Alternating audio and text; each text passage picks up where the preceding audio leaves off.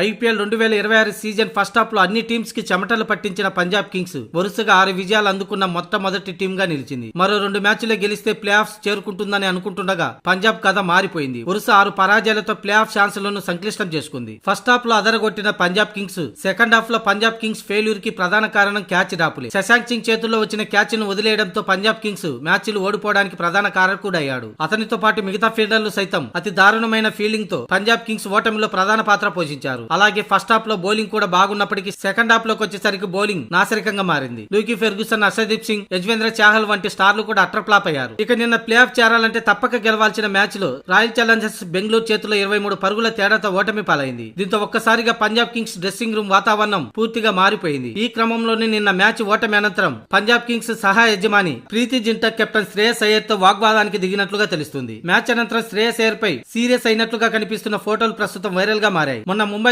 Match ఓటమి అనంతరం coach Ricky Ponting పై కూడా గరంగరంగా కనిపించిన ప్రీతి జింటా ఇప్పుడు ఆర్సీబీ పై ఓటమి అనంతరం శ్రేయస్ అయ్యర్ పై వాగ్వాదానికి దిగినట్లుగా ఫోటోలు వైరల్ అవుతున్నాయి. వరుస ఓటములు ఇది ముమ్మాటికి కెప్టెన్ వైఫల్యమేనంటూ శ్రేయస్ అయ్యర్ పై సీరియస్ అయినట్లుగా కనిపిస్తుంది.